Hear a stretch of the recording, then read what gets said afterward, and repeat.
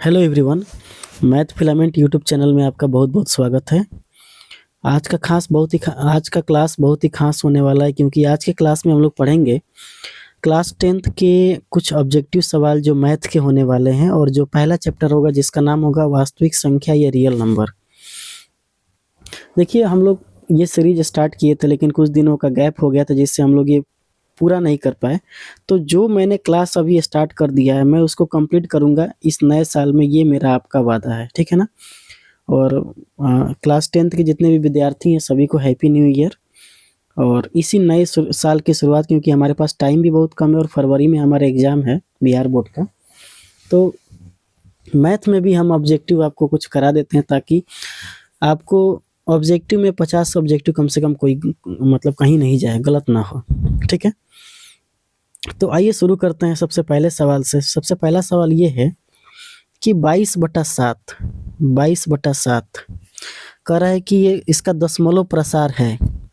समाप्त करना, गैर समाप्त होने वाला और दोहराव वाला, गैर समाप्त होने वाला और गैर पुनरावृत्ति, या उपरोक्त में से कोई नहीं। तो मेरा वास्तविक संख्या का जो वीडियो आपने देखा होगा, उसमें मैंने आपको बताया था कि इसका जो दशमलव प्रसार होता है 14, 28, 57। 14, 28, 57 यहाँ लिख रहे हैं 3.14, 28, 57, और ये पुनरावृत्ति करती है ऐसी। तो इस हिसाब से अगर ये आपको याद है, तो आप ये बता सकते हैं कि ये पहले तो ये गैर समाप्त नहीं होगा, सबसे पहले बात तो ये है। और ये दोहराएगा, गैर पुनरावृत्ति नहीं होगा, क्योंकि ये वाला ऑप्शन गलत हो जाएगा, ठीक है ना। देखिए ध्यान से, ये ऑप्शन तो गलत हो जाएगा, ऑप्शन नंबर बी गलत है, क्योंकि गैर पुनरावृत्ति नहीं होती है, ये दोहराता है। इसको मतलब कि ये रिपीट करेगा बार बार, तो ये तो गलत है, तो ये वाला ऑप्शन भी गलत हो जाएगा। अब समाप्त करना, समाप्त करना तो समाप्त तो नहीं होगा ये, क्योंकि ये दोहराएगा, तो ये भी ऑप्शन नहीं हो सकता है। तो गैर समाप्त करना और दोहराव। अब जरा इसका कॉन्सेप्ट समझ लेते हैं, ठीक है। आइए इसका कॉन्सेप्ट देख लेते हैं। कॉन्सेप्ट अगर आपको देखना है तो आपको एक बात समझना होगा यहाँ पे, ठीक है। ध्यान से देखेंगे। थोड़ा इसको मैं मिटा देता हूँ पहले। रबड़ किधर गया इसमें, ये आपका रबड़ है, ठीक है। ये हम इसको देखते हैं, इसको आइए थोड़ा बढ़िया से, ठीक है। ध्यान से देखिएगा। जिसका हर, अब ध्यान से समझिएगा इस बात को। हम पेंसिल ले लेते हैं। जिसका हर की बात करें हम, जिसका हर 2 का पावर m या 5 का पावर n हो, इस तरह का हर जिसका होता है वो समाप्त हो जाता है। क्या हो जाता है? वो समाप्त हो जाएगा, मतलब उसका दशमलव प्रसार समाप्त हो जाता है। लेकिन अगर इसके हर में अगर ये दोनों है और साथ साथ कोई और नंबर हो गया, 3 हो गया, 7 हो गया, कोई अन्य संख्या आ जाती है, तब वो समाप्त नहीं होगा, बल्कि क्या होगा, वो रिपीट करेगा। क्या करेगा? वो रिपीट करने लगता है। देखिएगा, समझ जाते हैं इसको। थोड़ा अच्छे से मिटाइए इसको हम लोग अच्छे से मिटा देते हैं। वो क्या करता है, ध्यान से समझिएगा। वो रिपीट नहीं करेगा, बल्कि वो दोहराने लगेगा। जैसे 2 का पावर m, 5 का पावर n, और गुणे और कोई संख्या हो, 3 हो, 7 हो, 11 हो, इसके अलावा कोई संख्या आता है, तो ये अब अपने आप को रिपीट करेगा, यानी दोहराएगा। क्या करेगा? ये दोहराएगा, और ये रुकेगा नहीं, समाप्त भी नहीं होगा और दोहराएगा, ठीक है। अगर मान लेते हैं कोई अपरिमेय संख्या है, अगर मान लेते हैं कि कोई अपरिमेय संख्या है, आइए ध्यान से समझिएगा आप लोग। अगर ये जो है ना, ये परिमेय संख्या का गुण है, ये वाला भी परिमेय संख्या का गुण है, लेकिन ये जो ये है गुण है, ये अपरिमेय का गुण है, ठीक है ना, अपरिमेय का गुण है। चलिए अगले सवाल को देखते हैं। अगला सवाल हमारा क्या है? अगला सवाल क्वेश्चन नंबर 2, किसी पूर्णांक n के लिए विषम पूर्णांक निम्न में से क्या होगा? तो हमने आपको बताया था विषम पूर्णांक यानी ऑड नंबर को दिखाने का तरीका क्या था? या तो उसका तरीका था 2n+1 या 2n-1। तो अब आपको ऑप्शन चुन लेना, ऑप्शन नंबर सी है, यहाँ पे सही हो जाएगा, ठीक है। क्वेश्चन नंबर 3 को देख लेते हैं। 26 और 91 का HCF, 26 और 91 का HCF। तो एक बताइए, 15 का पारा में 26 आता है? नहीं आता है, तो ये ऑप्शन गया। 13 के पारा में आता है दोनों, 13 दूना 26, 13 7 91। 19 के पारा में भी नहीं आता है और 11 के पारा में भी नहीं आता है, तो यहाँ पे ऑप्शन नंबर क्या हो जाएगा? बी सही हो जाएगा, ठीक है। अगला सवाल देख लेते हैं। क्वेश्चन नंबर 4 कह रहा है कि निम्न में से कौन सा अपरिमेय नहीं है। पहला ऑप्शन है 3 + √7, 3 - √7, 3 + √7 × 3 - √7 या 3 √7। तो आप देखिए किसी भी अपरिमेय संख्या को अगर अपरिमेय से हम जोड़ेंगे तो वो परिमेय होगा। तो ये तो अपरिमेय है, ये भी अपरिमेय है, ये भी अपरिमेय है, लेकिन ये अपरिमेय नहीं है। यानी अगर हम ध्यान से इसको देखेंगे, ध्यान से अगर समझिएगा आप लोग, ठीक है ना। 3 + √7 यही है ना, × 3 - √7। जरा आप इसको देखिए, a + b और a - b का फॉर्मूला पे है कि नहीं। इसका फॉर्मूला होता है a² - b², a + b और a - b का फॉर्मूला, ठीक है, यही होता है ना। तो जरा इसको इस पे तोड़िए, इसको इस पे तोड़ते हैं। तो जैसे ही इसको आप इस पे तोड़ेंगे तो ये हो जाएगा 3 का स्क्वायर माइनस 3 का स्क्वायर माइनस √7 का होल स्क्वायर। √7 का होल स्क्वायर, तो 3 3 के 9 और 7, 9 में 7 का कितना आ गया 2। तो ये क्या कैसा संख्या है, ये परिमेय संख्या है। जबकि ये पूछा है कि कौन अपरिमेय नहीं है, तो ऑप्शन नंबर सी क्या हो जाएगा, सही। अगला क्वेश्चन देख लेते हैं। अगला क्वेश्चन क्या कर रहा है, 5 कर एक परिमेय संख्या को एक अपरिमेय संख्या के ऊपर किसके बराबर होता है।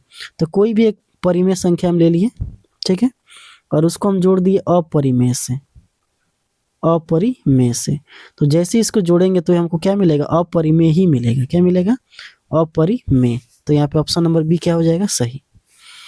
अगला क्वेश्चन 6 नंबर, दो अपरिमेय संख्याओं का गुणनफल क्या होता है। अपरिमेय संख्या होता है, परिमेय संख्या होता है, या तर्क संगत नहीं है, अतार्किक हो सकता है, या कोई नहीं। तो जरा देखते हैं इसको। दो अपरिमेय संख्या लेते हैं। एक अपरिमेय संख्या लिए √3 और एक लिए √2। इसको हम देखते हैं तो ये हो जाएगा √6। तो ये तो एक अपरिमेय है, ये क्या है, एक अपरिमेय है। लेकिन अगर यहीं पे लेते हैं √3 और एक ले लेते हैं √3, दोनों तो अपरिमेय है। जब इसको हम लोग गुणा करेंगे तो ये क्या हो जाएगा, 3 हो जाएगा। इसका मतलब जब भिन्न परिमेय संख्या लेंगे तो उसका मल्टीप्लिकेशन क्या हो जाएगा, एक अपरिमेय संख्या। और भी इसको काउंटर कर सकते हैं। इसका मतलब ये कभी परिमेय हो सकता है और कभी अपरिमेय हो सकता है। तो क्या यहाँ पे कोई एक ऑप्शन सही हो सकता है। तो ये तर्क संगत नहीं है, अतार्किक नहीं है, कुछ भी हो सकता है, परिमेय भी हो सकता है और अपरिमेय भी हो सकता है। क्वेश्चन नंबर 7, यदि एक समुच्चय ए बराबर आपको दिया है 1, 2, 3, 5 एंड सो ऑन, ठीक है ना, एंड सो ऑन। तो कह रहा है कि ये क्या है, पूर्ण संख्या है कि परिमेय संख्या है कि प्राकृतिक संख्या है कि जटिल संख्या है। अब एक बात बताइए, ध्यान समझिएगा, एक से गिनती की संख्या है कि नहीं है। और जो गिनती की संख्या होता है वो तो नेचुरल नंबर होता है, नेचुरल नंबर। और नेचुरल नंबर मतलब क्या होता है, प्राकृतिक संख्या। तो प्राकृतिक संख्या, ठीक है, इसमें दिया है ऑप्शन नंबर सी। लेकिन यहाँ पे एक चीज और समझ जाइए आप लोग, थोड़ा मैं आपको थोड़ा बता देता हूँ यहाँ पे, है ना। देखिए, पूर्ण संख्या की बात करें तो इसको हम W से दिखाते हैं। इसका स्टार्टिंग होता है 0, 1, 2, 3 एंड सो ऑन, ठीक है, ये पूर्ण संख्या है। परिमेय संख्या Q, इसका क्या होता है, X सच डेट X बराबर P/Q, जहाँ P और Q क्या होना चाहिए, रियल नंबर, और Q 0 के बराबर नहीं होना चाहिए। ये क्या था, अपरिमेय संख्या, ठीक है। अब आप प्राकृतिक संख्या को जरा देख लीजिए।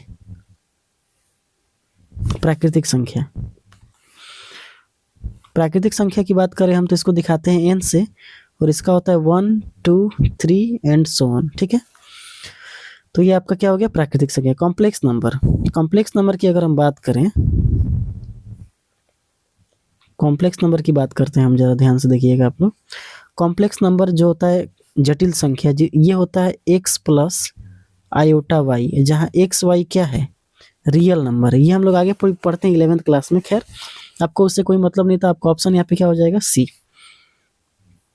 करे यदि P और Q पूर्णांक है तो P/Q के रूप में दर्शाया जाता है, तो वह क्या है। अभी हमने बताया कि परिमेय संख्या क्या होता है, x बराबर x सच डेट x बराबर P/Q, जहाँ P और Q होना चाहिए रियल नंबर या पूर्णांक। कुछ भी रियल नंबर होगा तो पूर्णांक तो होगा ही ऑटोमेटिकली, और Q 0 के बराबर नहीं होना चाहिए, ठीक है ना।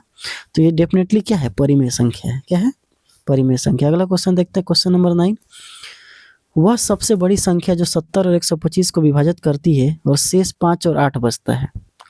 तो देखिए शेष 5 और 8 भी बचना चाहिए और 70 और 125 को विभाजित भी करना चाहिए। तो एक बात बताइए, 70 में से अगर आप 5 घटाएंगे, ठीक है ना, तो 65। 125 में से अगर 8 घटाएंगे तो कितना हो जाएगा? 15। 15 में से 8 गया 7, यहाँ पे हो गया 11। अब देखिए ये जो संख्या हमने लिखा है 65 और 117, ये यहाँ पे जो लिखी हुई संख्या उससे डेफिनेटली कटेगा। शेषफल घटा दिए तो कट जाएगा। 65 से तो कट रहा है लेकिन 117 नहीं कटेगा, तो ये ऑप्शन नहीं हो सकता है। 15 के पढ़ा में 65 नहीं आता तो ये ऑप्शन नहीं होगा। 13 से देखिए, 13 5 65 और 13 9 117, ये हो जाएगा। 25 नहीं हो सकता है। आया समझ में कैसे करना है एग्जाम्पल? इसी तरह आपको बनाना है। शेषफल को घटा दिया तो 65 और 117। 13 के पढ़ा में तीनों आ रहा था, 13 5 65 और 13 9 117। अगला क्वेश्चन देखते हैं 10। 1 से 5 तक सभी संख्याओं का विभाज्य, 1 से 5 सभी संख्याओं से विभाज्य सबसे छोटी संख्या कौन है? यानी 1 से भी कटना चाहिए, 2 से भी कटना चाहिए, 3 से भी, 4 से भी और 5 से भी। सीधे इसका लघुत्तम पूछ रहा है, यही ना। अब देखिए जरा 70 को देखते हैं, तो क्या 70 4 से कटेगा? बिल्कुल नहीं कटेगा, तो ये गया। 4 से 60 कटेगा? हाँ कटेगा। 3 से कटेगा? हाँ। 2 से भी कट जाएगा, 2 से 30 मर्त में, 3 से 20 मर्त में, 4 से 15 मर्त में, 5 से 12 मर्त में, तो ये तो हो सकता है। जरा ये देखिए, 3 के पाड़ा में 80 नहीं कटता है, 4 के पाड़ा में 90 नहीं कटता है। 4 के पाड़ा में 90 नहीं कटेगा, कभी नहीं कटेगा। ऑप्शन नंबर क्या हो जाएगा? सी। अगर इतना भी आपको नहीं आता है तो आप क्या कर सकते हैं? एक इजी तरीका मैं आपको बता देता हूँ, जरा आप बना लीजिएगा। सीधे आप क्या कीजिएगा कि एलसीएम निकाल दीजिएगा। 1 2 3 4 5, ठीक है। जब आप एलसीएम निकालेंगे तो इसका एलसीएम कितना आएगा? 60। कितना आ जाएगा? 60। तो वही आपका क्या होगा आंसर, यानी ऑप्शन नंबर बी क्या है? सही है। क्वेश्चन नंबर 11 देखते हैं। 2 अपरिमेय संख्याओं का योग और अंतर हमेशा क्या होता है? तो 2 अपरिमेय संख्या है, √3 माइनस √2, तो एक अपरिमेय है, ठीक है, कोई बात नहीं, ये तो एक अपरिमेय है, अपरिमेय है। लेकिन √3 माइनस √3 ये क्या हो गया? ये तो 0 हो गया। 0 एक अपरिमेय नहीं है, इसका मतलब तर्क संगत और अतार्किक है, ठीक है। Question number 12।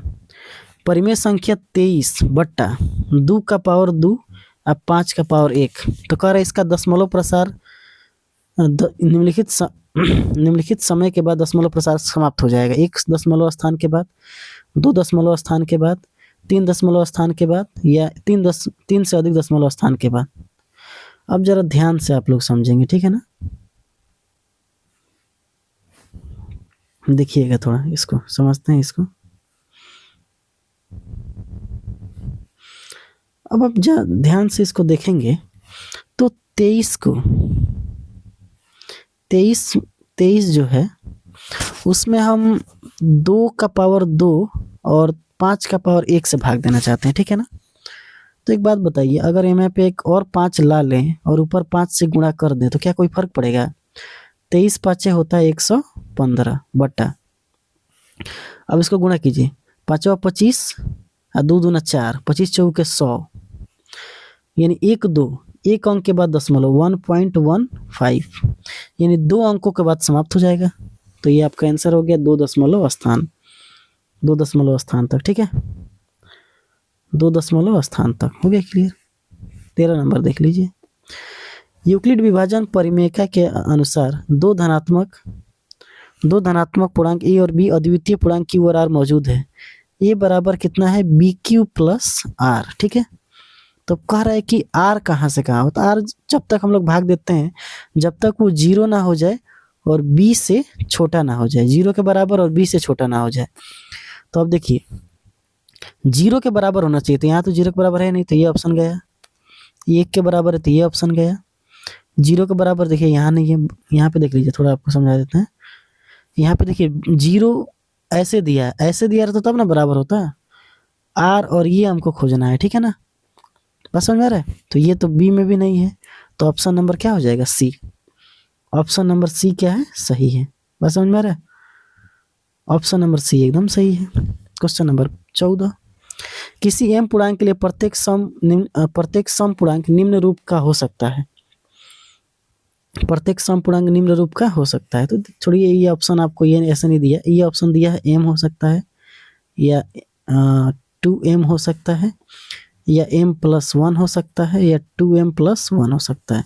तो देखिए कोई भी पूर्णांक जो होता है वो हमेशा 2 से कटता है, तो उसको हम 2m लिखेंगे या -2m लिखेंगे, यही हमारा उसका क्या है सामान्य रूप है। तो ऑप्शन नंबर बी क्या हो जाएगा सही, ऑप्शन नंबर बी सही हो जाएगा। क्वेश्चन नंबर 15 आज का आखिरी सवाल हम लोग देख लेते हैं। यूक्लिड विभाजन एल्गोरिथम का उपयोग करके 231 और 396 का HCF बताइए। 231 396, यही है ना, दिमाग लगाना है आपको, ठीक है ना। सबसे पहले आप ध्यान से देखते हैं जरा, इसके अंकों को जोड़ते हैं। 2 1 3 2 5 5 1 6, इसके अंकों का संख्या कितना है 6। 9 3 12 12 6 18, इसके अंकों का संख्या कितना है 18। इसका मतलब ये दोनों को दोनों संख्या 3 से कटेगी, तो 32 से कट नहीं सकता है, हटा दीजिए उसको। 3 से कटने वाला अंक चाहिए, 13 से तो कट नहीं सकता है। अब या तो ये 21 से कटेगा नहीं तो 7 से कटेगा, ठीक है। आगे देखते हैं, यहाँ पे अब देख लेते हैं थोड़ा। अगर आप ध्यान से देखेंगे, ध्यान से देखिएगा कि 7 से जरा चेक करते हैं, 7 से कटाते हैं इसको। 7 से जब 231 को भाग देते हैं हम, तो 7 त्रिक 21 और 2 फिर 7 त्रिक 21, 33 से कट गया। अब जरा देखते हैं कि 7 के पहाड़ा में 396 कटता है कि नहीं। तो 7 के पहाड़ा में 396, 7 5 35 और 4, ये तो 7 से कटेगा नहीं, इसका मतलब ये भी नहीं हो सकता है। तो ऑप्शन नंबर क्या हो जाएगा सी। अगर आपको ऐसा नहीं समझ में आता है तो आप इसको ऐसे ही बना सकते हैं, 231 और 396, यही था ना। तो आप एलसीएम ले लीजिए, 231 यहाँ पे 5, यहाँ कितना हो जाएगा 6 और यहाँ पे 1, ठीक है ना। फिर 231, फिर एक मर्द में जाएगा, तो एक मर्द में ले जाएंगे 165, 165 कटाइए इसको। 6 यहाँ कितना हो जाएगा 12, 11 में से 5 गया तो 6, यहाँ कितना हो गया 12, 12 में 6 गया 6, 66। अब इसको और थोड़ा देख लेते हैं, एक सेकेंड।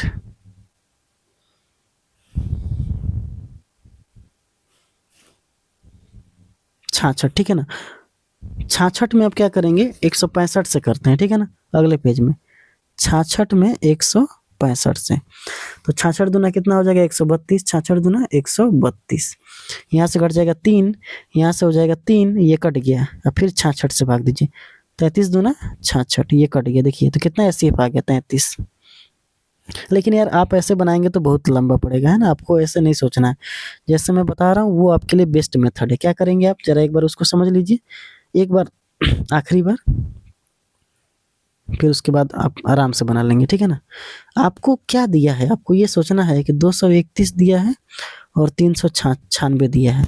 तो पहले देखिए कि ये इसका अंकों का जोड़ करते हैं, 3 2 5 5 1 6, 9 3 12 12 6 18, ठीक है।